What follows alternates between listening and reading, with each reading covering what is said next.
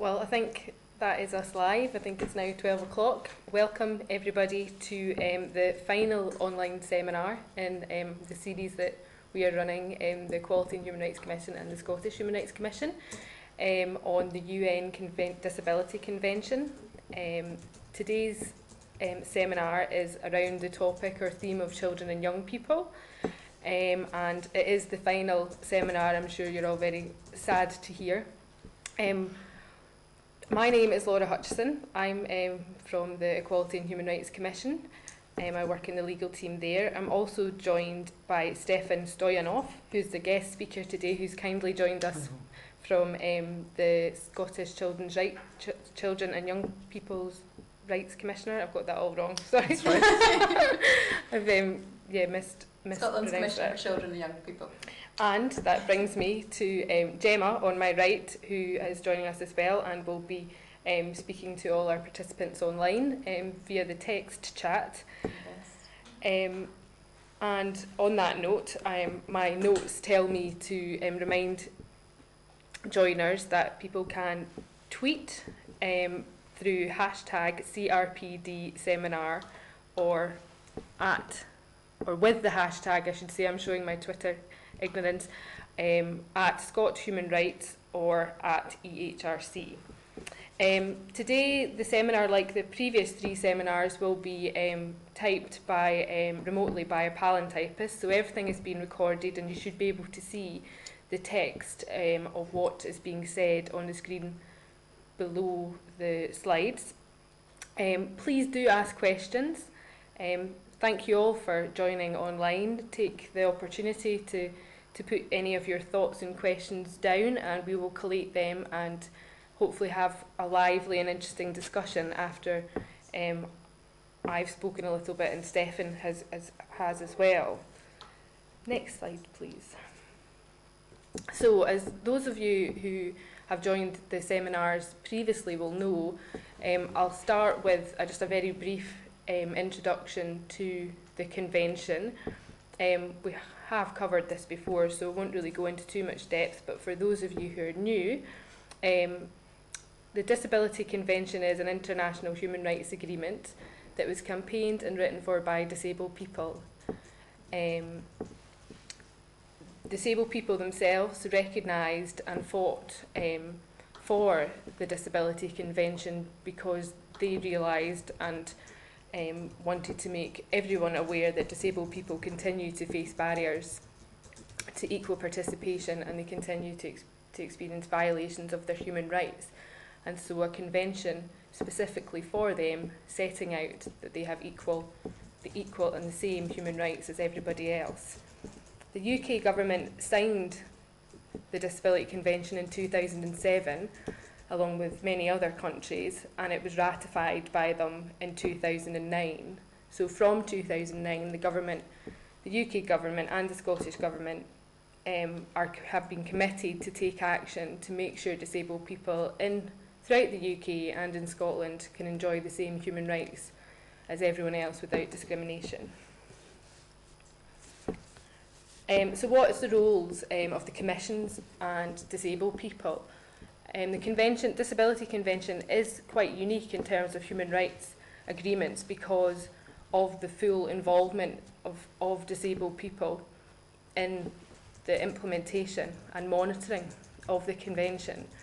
The commissions also have a set role which is described in Article 33 as the independent mechanisms, independent national human rights institutions that are there to promote, protect and monitor implementation.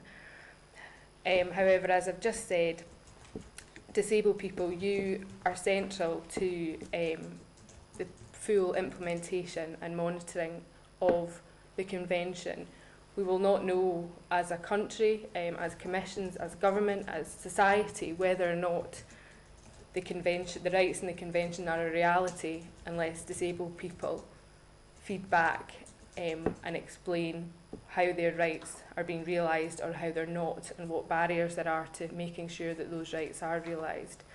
One of the central slogans of the convention and of many disability organisations is "Nothing about us without us," which sums up quite nicely, the Convention. So how can you use the Convention? One of the main ways to use the Convention is to raise awareness of it. It's the newest international human rights agreement, one of the newest, if not the newest, and certainly the newest equality convention. And so there's still work to be done to raise awareness with disabled people, with your families, with your friends, and especially with public bodies about the convention and what the rights that are set out in the convention.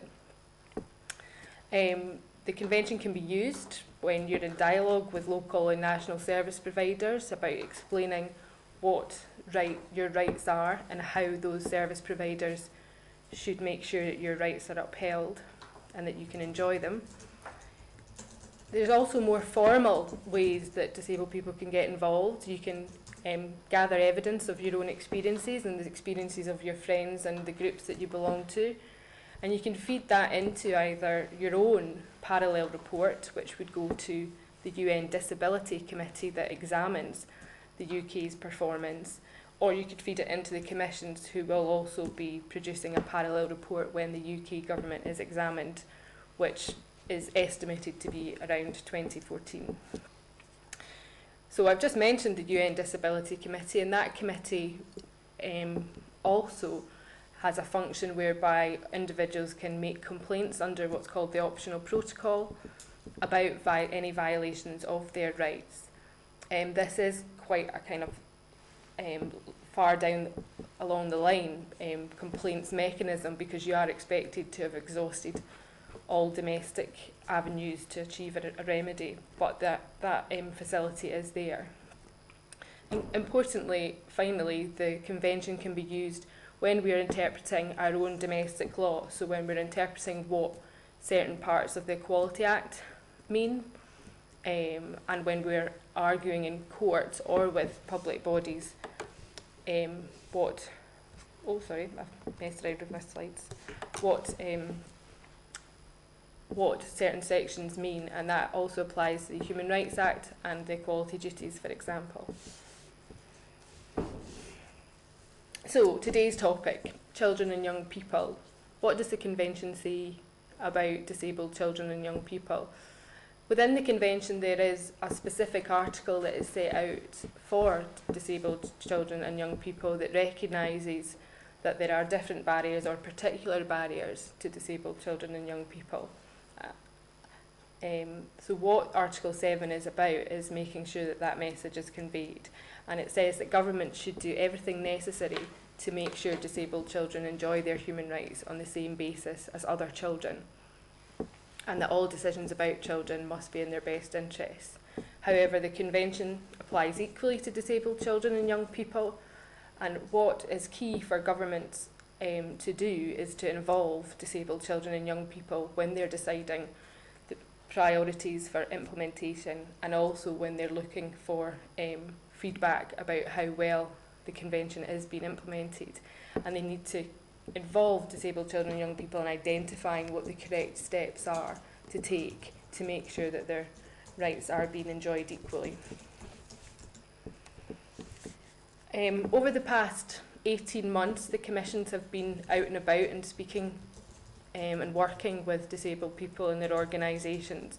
And the feedback that we've received from them has informed the topics that we've chosen for these seminars. So what is it that you've told us about the barriers or key issues that affect disabled children and young people in Scotland?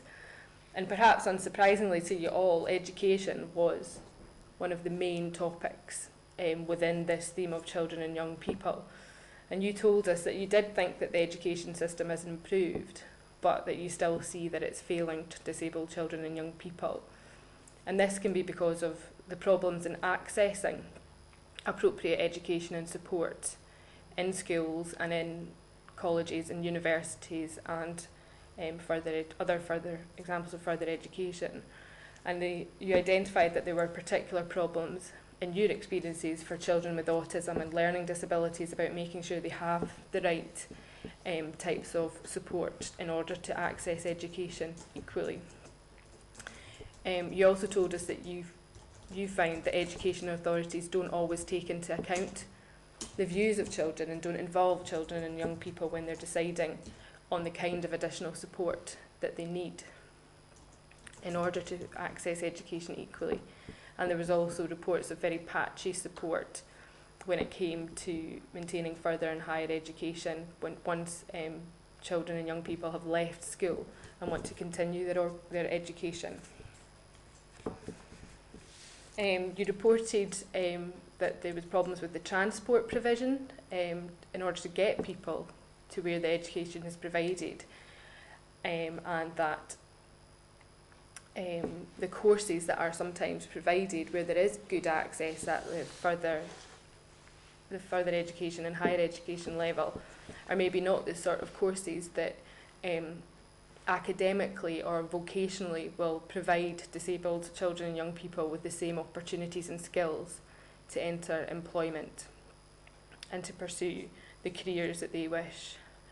There was a specific issue that was raised with us about schools for deaf children being closed, and that in its place children and young people were going to mainstream schools. However, there wasn't the sufficient expert support to make sure that deaf children had equal access to education and enjoyed education to the same extent as other children.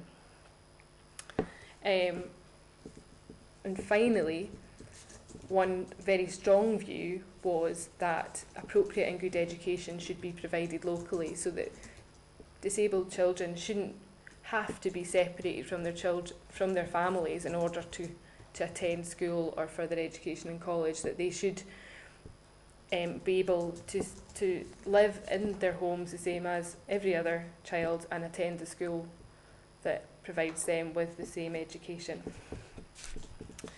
And that kind of links onto, well, that's what you've told us about it, and what does the Convention say that disabled children and young people, the rights that they should enjoy to education?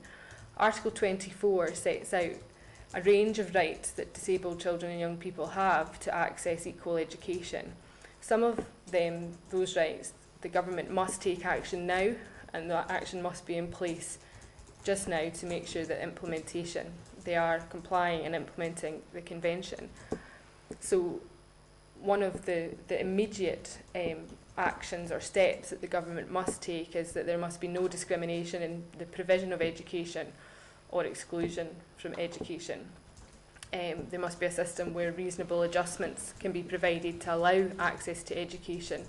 And we can see that the government has taken those steps because those anti-discriminations and the duty to provide reasonable adjustments in education are included within the Equality Act 2010. So the legal mechanism is in place. We just have to make sure that those duties and laws are being complied with. It also says that there must be support to access education in an environment that supports academic and social development. And here in Scotland, what we have is the Education Additional Support for Learning Act, which provides a duty on local education authorities to provide appropriate additional support for children and young people in school, which obviously includes disabled children. Interestingly, the Article 24 also sets out the right to inclusive education. However, there is a caveat with that one. Next slide, please.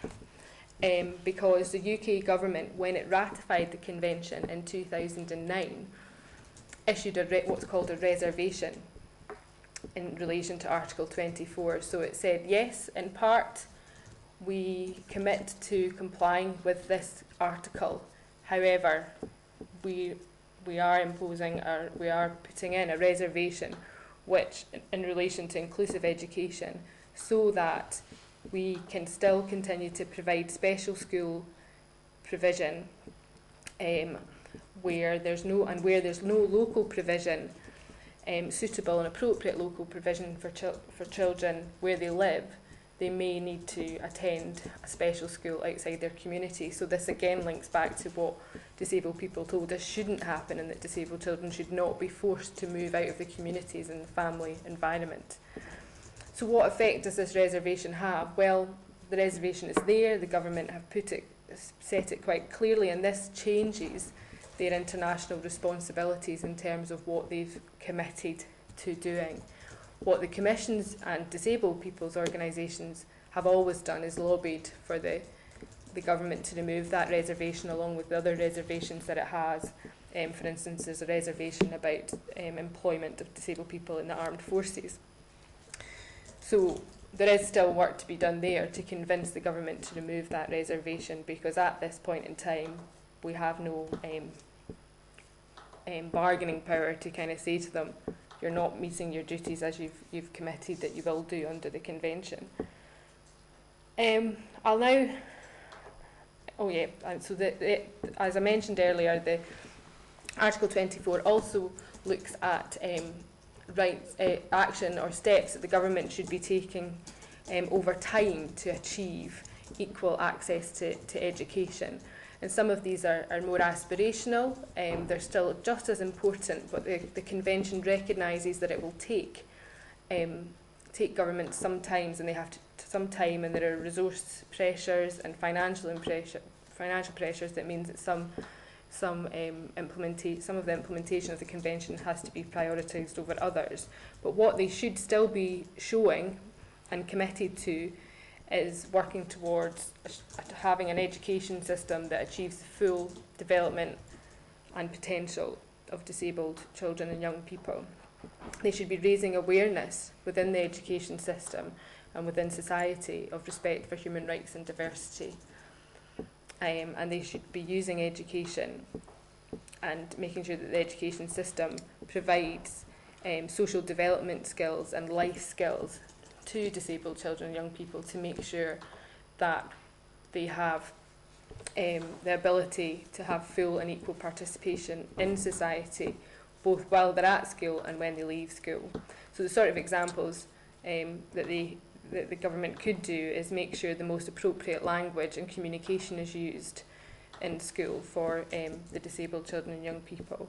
But they could also provide peer support and mentoring schemes within the education system and structures for disabled children and young people.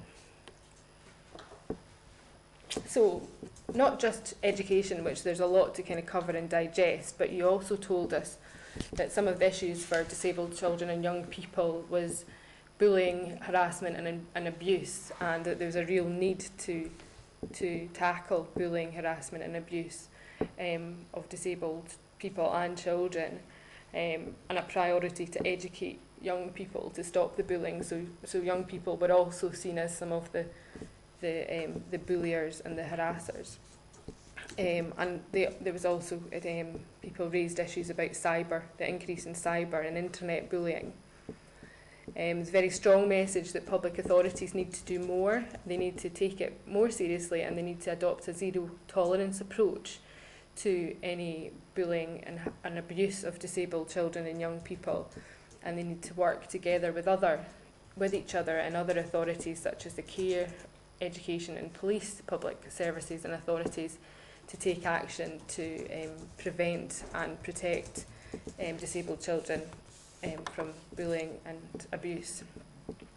At this stage, I'd just kind of like to mention, I'm sure you're all aware, but the Equality and Human Rights Commission conducted its own inquiry into disability harassment, and similar to what you've told us here, many people fed into that inquiry and found that harassment and abuse of disabled children and disabled people overall is not a one-off.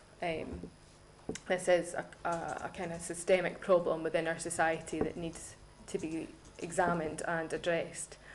And on the final kind of issue or theme that you brought up in relation to disabled children and young people was that you felt there was a failure to involve and consult disabled children and young people in policy making and in decisions that affect them. So what does the Convention say about these issues that you've also raised? So in relation to bullying, harassment and abuse, the Convention, Article 16, sets out very strongly that the government must take appropriate action to protect disabled people, including disabled children, from exploitation, violence and abuse both inside and outside the home. They must take action to identify, investigate and prosecute instances of exploitation, violence and abuse. And they must also take preventative steps in order to prevent this sort of behaviour and these experiences of disabled children and young people. Finally, in relation to this article, it's also interesting that they're expected to take action not only to promote and protect and prevent violence and abuse, but they also then, if unfortunately that has happened to somebody, they must put in place steps that ensure that that individual can recover from their experiences and gain the confidence and have the support to be reintegrated into their communities and their society at large. So it's quite an important article. The Convention also, back to Article 4, which is about disabled children and young people, does say a lot about involving disabled children and young people, and that governments are expected to take action to make sure disabled children and young people are involved in decisions about them, and also wider kind of government-led policies or initiatives.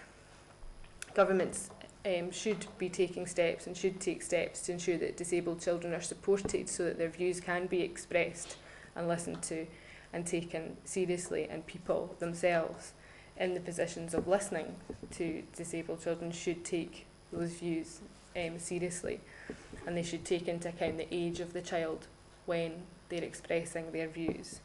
And that principle cuts across all the rights. So when it comes to any of the articles in the Convention, disabled children and young people should be provided with support that enables them to be involved and to express their views, and the government must take them seriously. Next slide, please.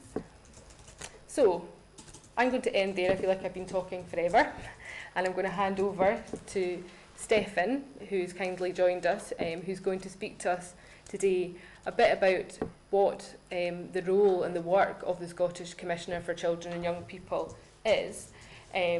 Also, some of you may be aware or may not be aware, but there is a specific international human rights agreement for children, and this sits very firmly within the remit of the Scottish Commissioner for Children and Young People. So I'm going to touch on some of the links and the overlap with that international agreement and the Disability Convention. So I would like to hand over to Stefan, thank him again, and thank you, Laura. Just before I start talking about my organisation and the issues we are aware disabled children and young people face, many of them coincide with what you already mentioned on the point of the reservation to the Convention on the Rights of People with Disabilities.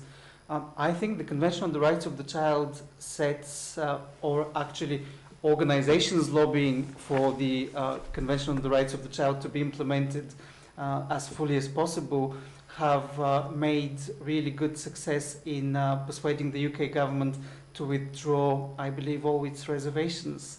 So we started with, I think, in '91, when the UK government ratified the Convention on the Rights of the Child with 3 or 4 reservations, and I believe now we have none or only 1 left. So there's definitely scope for progress, and I do agree with you that the reservation on inclusive education really is a setback for disabled children and young people. Hello, my name is Stefan Stoyanov. I work for Scotland's Commissioner for Children and Young People as a policy officer there, which means that I respond to government consultations, analyse those consultations or bills that the government puts forward. I also initiate and manage different research exercises. I cover different areas in my work, not only disability, but also asylum and child trafficking and monitoring of the implementation of the Convention on the Rights of the Child. My organisation, Scotland's Commissioner for Children and Young People, promotes and safeguards the rights of children and young people. in Scotland. Tam Bailey is the name of the current commissioner. He's been in post for 3 years now. The commission as a body exists since 2005 and was established with an Act of Scottish Parliament in 2003. Its main purposes and functions are to promote and safeguard children and young people's rights, also to promote awareness of the existence of those rights, to review law, policy and practice, which is a lot of what I and a number of my colleagues do, to have regard to the Convention on the Rights of the Child and to encourage equal opportunities. Another duty of the Commissioner is to encourage involvement of children and young people in the Commissioner's work and generally to encourage participation. And there's also a duty, and the Commissioner does try to involve and to consult other organizations in his work. How the Commissioner finds out about the issues disabled children and young people face and all other children and young people in Scotland. He goes out a lot and he speaks directly with children and young people in primary schools and in secondary schools. He held a big consultation exercise, or shall I say a voting exercise in 2010 called A Right Blether. He used it to both talk about rights and the importance of children's rights, but also to ask children and young people what they believe he should be doing. And their responses informed his strategic planning for the next 5 years. The Commissioner decided to work on issues affecting disabled children and young people because one of the responses of the vote was help everyone feel included, no matter how different we are. This is what a significant number of children and young people felt was important for the Commissioner to do. So he set out to ensure that disabled children and young people have equal chances in all aspects of their lives. Another way of finding out what problems exist is by commissioning research.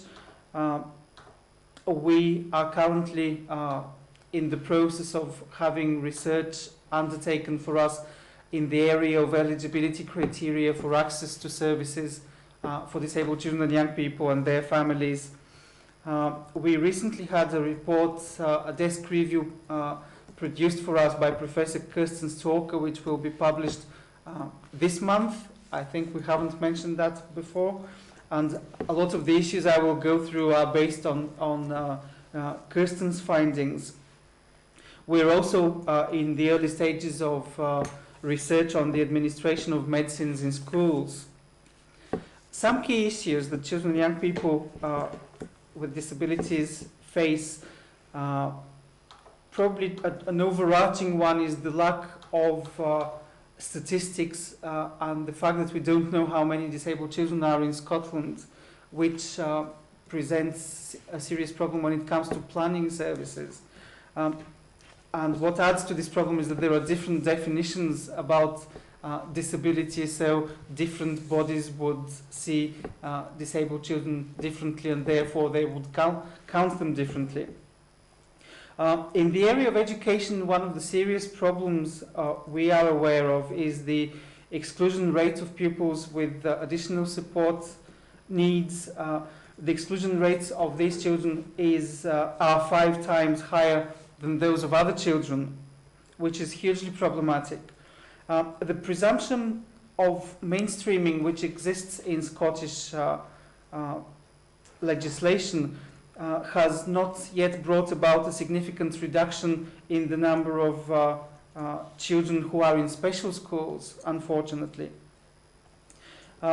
We also found that the access to additional support needs tribunals varies a lot. These are the tribunals where children and their families can go to if they feel that they have not received the support they need in order to receive education.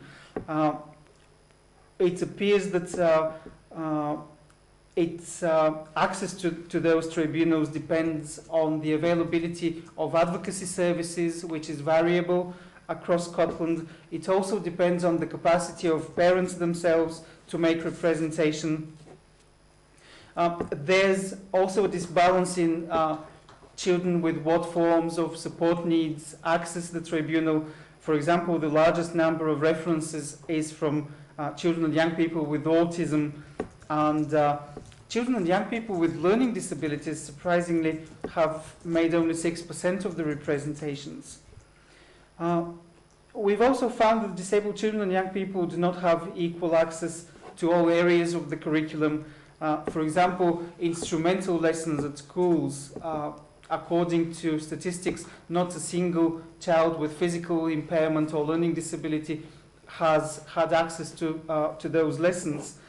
Similarly, as I think Laura mentioned, there's a difference in what children are, what choices children are provided with in special schools, and they end up with second best quality and second best type of subjects on offer. Another serious problem is the training and the teacher training and teacher development throughout their careers. Teachers in special schools have found themselves, probably because of the presumption of mainstreaming, there are more and more children with more severe and multiple disabilities and needs in special schools, and teachers in those schools have found themselves not properly equipped to work with these children in order to ensure that they receive high quality education. Which brings us to the issue of lack of appropriate training for these teachers. The initial teacher and educational course, its content includes information about inclusive education, but it's found to be too basic and too general. In terms of teacher development, local authorities do offer teacher training, but it's not mandatory in the area of additional support needs. And we've also found from the report of Kirsten Stalker that there's a reduction in the number of people who teach complex learning disabilities because of early retirement schemes. So there's a need to make more, to train more people who could teach teachers to work with such children. Another issue is short breaks. There has been good progress in the area of providing short breaks. Scottish Government have committed more funds, but still, in comparison with the amount of money made available in England, for example, Scotland is falling behind. And funding is modest in comparison to that. I already mentioned the eligibility for services. We've got some anecdotal evidence that children and families who have been in receipt of certain services have found themselves no longer eligible to receive them. And we're currently undertaking research to find out more about this. There is a feeling that children and young people with disabilities have been disadvantaged by the concordat between the Scottish Government and COSLA, because they've already lost some funding which was transferred initially from the UK Government to Scotland, and it was because of the lack of ring fencing after COSLA entered into force. That money just was sent to local authorities, and no one was able to establish how much of the money was used for what it was intended. There's no also consistent implementation of policies in relation to disability, services for disabled children and inclusion, which leads to a kind of postcode lottery in that area. Laura already mentioned bullying. Disabled children and young people, we know from statistics, they suffer disproportionately from bullying, and even when they're not bullied, they fear being bullied, and that affects the quality of their relationships. However, children and young people, disabled children and young people, we shouldn't see them as helpless victims, because they very often are able to report occurrences of bullying to their parents and to their teachers, and sometimes they stand up to their bullies. The voices of children and young people with disabilities are definitely not heard sufficiently, and children are not adequately involved in making the decisions that affect them, which is one of their rights under the Convention on the Rights of the Child, which I'll talk about later. There's a need for better consultation and collaboration about individual learning plans we hear from children and young people. And they're also not properly involved in transition planning, or if they are, it's at a superficial level, and if they're given the opportunity to express their views, those views could ultimately be overruled and ignored. We, as an office, have a children's rights approach to disability, which means that we believe children are entitled to be active participants in decision making, and the provision of services for disabled children is a means of achieving inclusion. Now, moving on to the Convention on the Rights of the Child, I'm afraid I don't have as detailed an overview as you had of the Convention of the Rights of People with Disabilities. I'll just mention the main articles that are of relevance to all children and to children with disabilities. But first, I would like to emphasize that all rights in the Convention are applicable to children and young people with disabilities. The ones that are most frequently referred to in relation to that group in particular are Article 2, which is about the right not to be discriminated against on the basis of your disability. Article 3, which is about the right to have your best interest as a primary consideration in decisions that affect you. Article 4 is about the duty of governments to take all measures to implement the Convention rights and to undertake measures ensuring children's rights to the maximum extent of their available resources. And this is a very good article because it really allows for organizations that advocate for the rights of children and young people to push further and to ensure that really the maximum available resources are used for children and young people, including disabled children and young people. Article 12 is about the right of children to express their views freely on all matters that affect them, and for these views to be taken into consideration by those who are making the decisions. There is a specific article about children with disabilities. It's Article 23. It reads, it stipulates that a mentally or physically disabled child should enjoy a full and decent life in conditions which ensure dignity, promote self-reliance, and facilitate the child's active participation in the community. The same article recognizes the disabled children's rights to care and assistance. The other important article is Article 24, about the right of children to enjoy a high standard of health and to facilities for the treatment of illness and rehabilitation of health. No child should be deprived of his or her right of access to such healthcare services. Laura also asked me to briefly mention a key development in children's rights in Scotland, which is the proposed Children and Young People's Rights Bill. So the Scottish Government conducted a consultation on the proposed bill last year, and a very high number of organizations responded to that.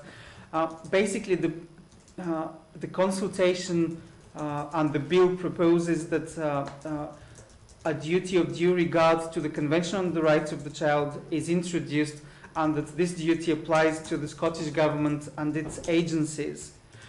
Due regard is an existing legal concept, but it hasn't existed in the area of children's rights in particular.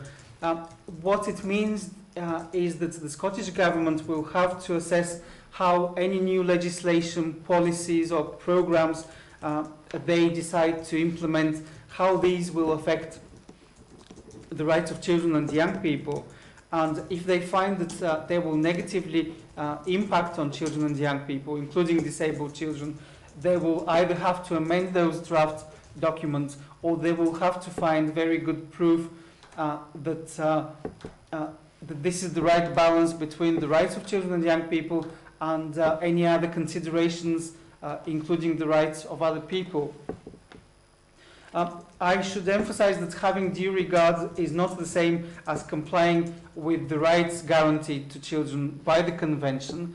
I would like to emphasize that this duty has existed since the UK ratified the Convention, and it is the understanding of our office that actually the duty of due regard will help the Scottish Government more fully comply with the implementation of the Convention, but these are two separate concepts. We do feel that duty of due regard is probably not the strongest one, and in our response to the consultation, the Commissioner suggested that Scottish Government should consider and explore stronger alternatives to the duty of due regard.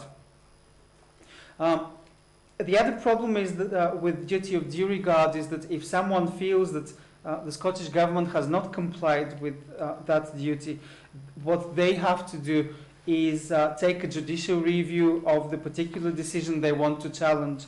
And judicial reviews are an expensive mechanism, and legal advice is access to legal advice is decreasing. So in practice, this means that very few children and young people will be able to make use of their right to judicially review decisions of the Scottish Government. And the other problem is that a judicial review can only establish whether the Scottish Government has looked at all sides and whether they've really considered properly how the negative impact on children is balanced out by positive impacts for other groups of people. And this is not strong enough from the point of view of the Convention on the Rights of the Child. The other issue we found with the proposal is that the scope of the duty is only limited to the Scottish Government and its agencies, and the main public bodies that do planning and provision of services and education to disabled children in Scotland are local authorities and health authorities. And at the moment, they are excluded from the scope of the bill. We are encouraged by the responses of a number of local authorities and NHS boards, which have been very positive and encouraging for including this duty for other public bodies, including local authorities and health boards. So we do hope that when the bill is in Parliament, this may actually happen. We also recommended that the Scottish Government should strengthen the participation of children and young people in decision making through their involvement in the implementation of the bill. I also meant to talk about monitoring the Convention on the Rights of the Child, but if, Laurie, if you prefer for us to just have a chat about that rather than me just talking on and on, I'm happy to do that. Yeah, well, thank you, Stephen. There's lots of really interesting and thought-provoking topics and issues that were brought up. Thank you so much for that. There's about 15 minutes left, so perhaps it's time to go across to Gemma, who has been monitoring and chatting to people in the text chat, and see if there's any issues or topics or questions that people have been raising that Stephen and I could address, and if not, we can talk about some of the points that might have come from, but I'd rather go ahead from... Okay, sure, yeah, well, people are saying online that they found both your presentations very, very helpful, and I'll reiterate that copies of the PowerPoint slides, the recording that's live just now, and our online discussion will be shared on our website, so you'll have a chance to review this again at your leisure. So we're joined by quite a few different participants today online. We've got Susan in Fife, Joyce and Yvonne joining in Dundee. And actually Joyce has raised an important point. She's saying that we need to remember that bullying and harassment because of disability are actually hate incidents or hate crimes, and they need to be tackled as a priority and seen as such. And she's saying that we need to do that by influencing, and the influence is changing, societal attitudes to disability. I'm sure that's something you'd agree with. I posted a reference online to the EHRC's disability-related hate crime inquiry, and there's a few different versions of that, aren't there? Yes, there are. And also on the Scotland pages you can see the Scotland specific report, because it was a GB-wide inquiry, and we will be taking, and we are currently taking forward the findings of the inquiry and the recommendations with Scottish public bodies and authorities in order to address the points. And to be fair, I think we're getting quite positive feedback from those bodies that are recognising, as Joyce says, that a lot, if not all, of these incidences should be recorded as hate crime and should be dealt with under that criminal legislation. But there is a lot of other preventative steps that organisations can take, and ways in which they can support people, which are all being taken forward through the follow-up to the inquiry. And one of the things that I think is quite interesting here is one of the themes that's come through from what Stefan has been saying, and the information that people have told us already, is that disabled children perhaps don't feel that their voices are heard enough in these discussions. And that's something that people are picking up online as well, Laura, saying that we don't hear enough from children and young people themselves, and there should be more advocacy in primary and secondary schools in particular. There was a question asked about the involvement of disabled children or young people in the Scottish Youth Parliament. I don't know the answer to that, but they're certainly a very approachable organisation, so we could find that out. And another comment made about the lack of statistics collected centrally about the number of disabled children in Scotland, for example. I know that's something that we've brought up with the Scottish Government as well, about how we collect better statistics. At one point as well, I'd just like to make, because I tried to make it online, but I don't know if my typing has been clear enough, just to say that we're mentioning quite a few different bits of international law today. The key one obviously being the theme, which is the UN Disability Convention, but we've got Stefan here and his expertise on the Convention on the Rights of the Child. But it's important to remember that the enforceable law in Scotland, in this country, is the Human Rights Act, which gives effect to our European Convention of Human Rights, and to which all public bodies, schools, hospitals, courts must give effect to. And in doing so, should and could reference the UN Disability Convention and the Convention on the Rights of the Child. So it does all link up, and it's simpler than we're perhaps making out in our list of these international agreements. So, yeah. Gemma, can I just add something? Please. Now that you mentioned the Human Rights Act, we believe as an organisation that the Convention on the Rights of the Child should be sooner rather than later fully incorporated in Scots law. And yes, as I said, duty of due regard is a good first step, but ultimately we would like to see, and many organisations would like to see, full incorporation of the convention. Yes, absolutely. We live in a real world, so it's bit by bit, but absolutely that's got to be the ultimate aim. And somebody's making this point online, I think it's Consortium for Learning Disabilities, that's perhaps Chloe, true, and she's just saying, well, so much for due regard. What about actually monitoring progress, and do we know how the government's going to monitor this due regard? So that's something we'll need to ask them. We're independent commissions, obviously. Yeah, I think monitoring progress is an important point at the moment in the current consultation on the bill. The idea is for government to report, I think, 5 yearly, and our response was that we feel there needs to be more frequent reporting to Parliament and more debate in Parliament as to how the implementation is making a difference in the lives of disabled children and young people.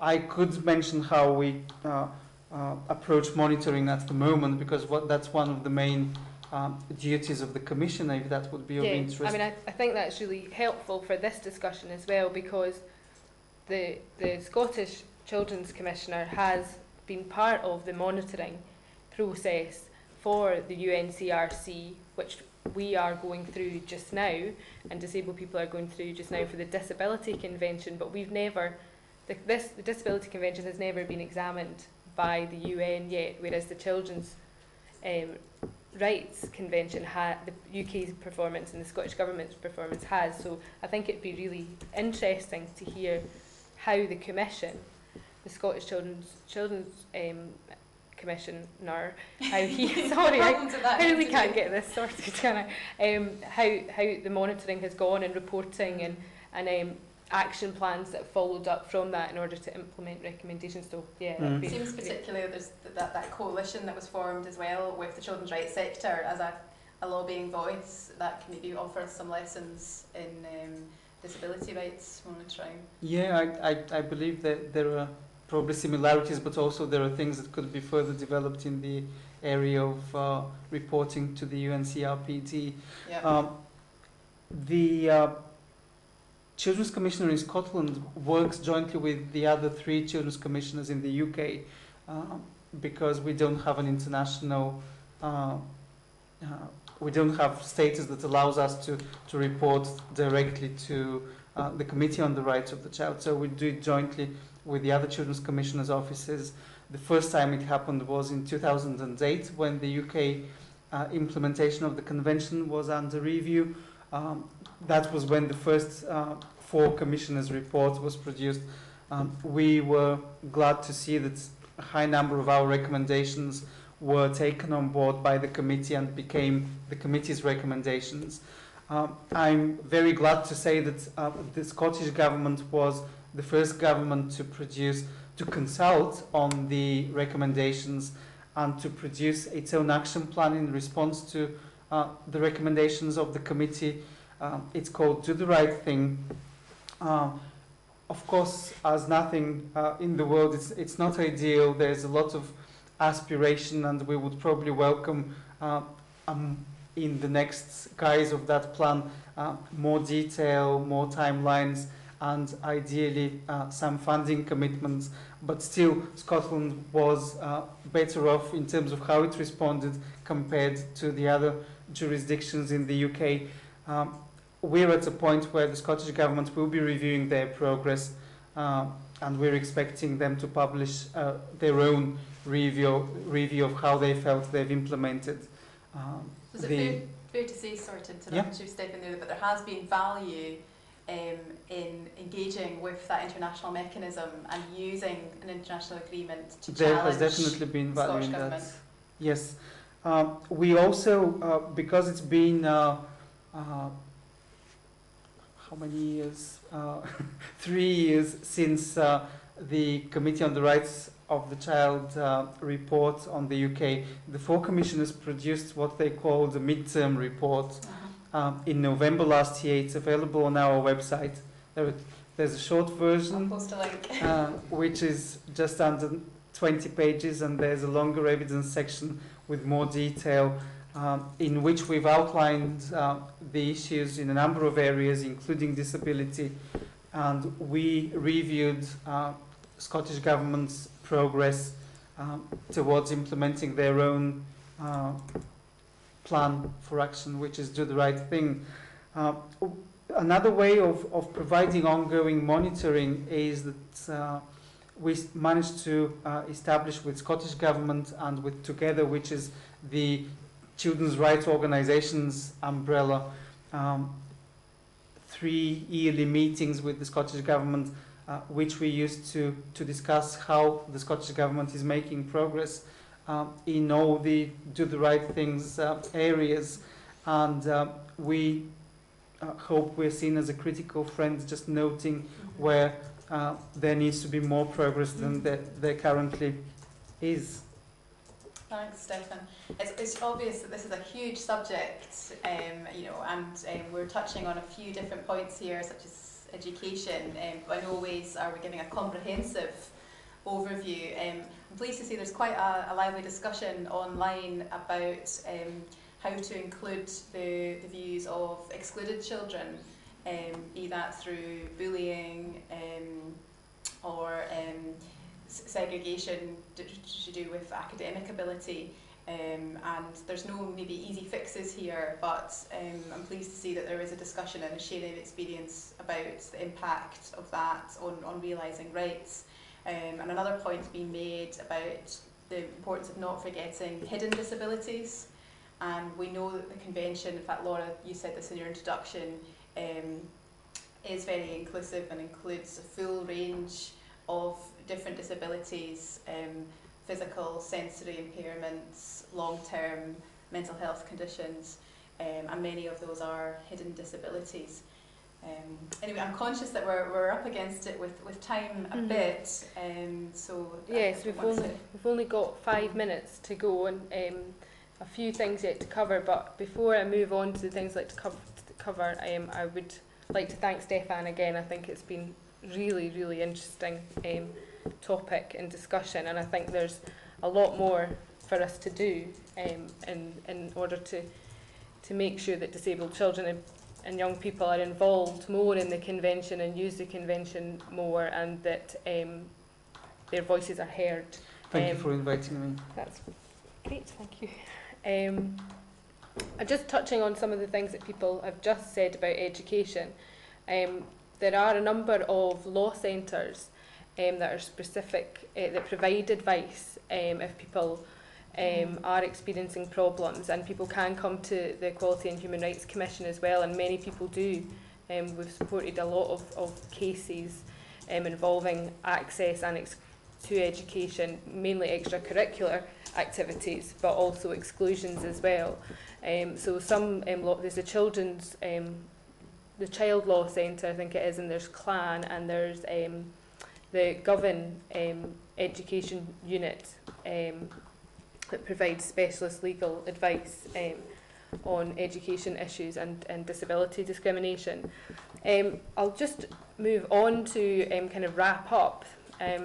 As I think I've been emphasising, this is the last one in the series. So what are we doing next? Well, our intention is to produce some fact sheets a fact sheet for each one of these seminars. The videos are available, and we'll be putting them all on our websites, and please share the videos. Although we're all very embarrassed to be on video online, please do share some of the videos and the information that's available in the fact sheets when they're ready. We're holding an event in partnership with Vox Scotland, looking at what the convention means for people with lived experience of mental health problems at the end of March as well, because we feel this is an area that we've maybe not done as much work as we could have done.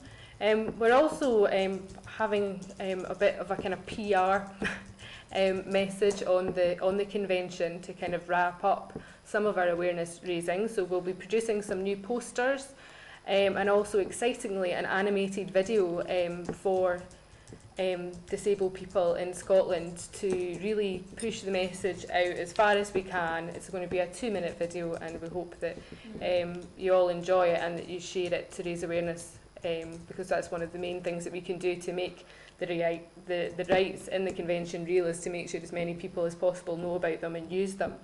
And all that information can be found on our websites, which is there. Thank you. I should also maybe just kind of say that the work doesn't really end here. We very much want to hand over the convention and continue to work with people with disabled people and their groups on how we actually go about now monitoring. We've raised a lot of awareness of the convention, and we've had a lot of discussions, but we want to kind of move forward and make sure that actually as much pressure is put on the government and public bodies to make sure the rights are implemented. And we look forward to working with disabled people and their organisations and the Scottish Government to make that happen. What time is it now? 1 minute to go. So that And leaves. thank you to, I guess, everyone that's taken part over the past 3 previous seminars as well. We've been joined by some really knowledgeable guest speakers, haven't we? You know, Lindsay and Pam and Pauline, and thank you to all of you for taking part and bearing with us in something which is a bit experimental, but overall we've found the feedback to be really positive.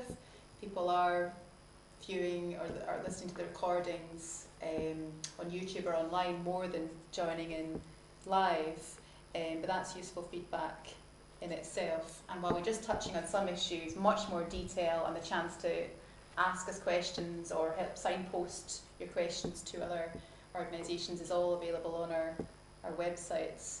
And so thank you to the team at Video 3 and the Palantypists. Been a pleasure to work with. Yes, we should be able to turn the video round so you can see the techie people who make this all happen. Thank you. Yes, and all feedback, as Gemma said, all feedback gratefully received on whether this has been a good mechanism for the commissions to use. Would be great, would really appreciate that. So, at exactly 1 o'clock, I think we shall say farewell, and hope you've enjoyed it, and hope to speak to you all soon.